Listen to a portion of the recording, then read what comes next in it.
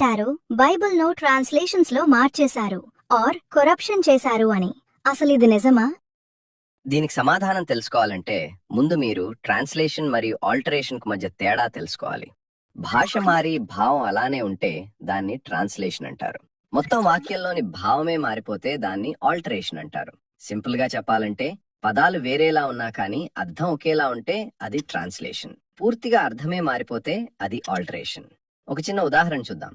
తెలుగు బైబిల్లో మొదటి అధ్యాయంలోని మొదటి వాక్యం ఆదియందు దేవుడు భూమి ఆకాశములను సృజించాడు అని ఉంటుంది.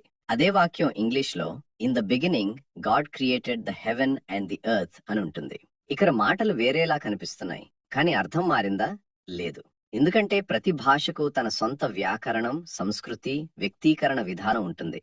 తెలుగులో తల్లిదండ్రులు అంటాం, ఇంగ్లీష్ లో మదర్ అండ్ ఫాదర్ అంటారు. మాటల రూపం మారుతుంది కానీ భావం మారదు.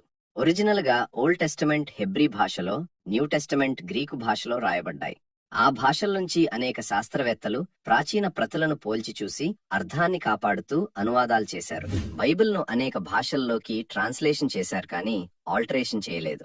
అంటే బైబిల్ గ్రంథాన్ని అనేక భాషల్లోకి అనువదించారే కానీ కరప్షన్ చేయలేదు. కాబట్టి ప్రశ్న ఇది, భాష మారిందా అంటే ఎస్, భాష మారింది. కానీ సందేశం మారిందా అంటే నో. మీ అభిప్రాయం ఏమిటి? కామెంట్స్ లో తెలియచేయండి. నమ్మితే ఆమేనని కామెంట్ చేయండి.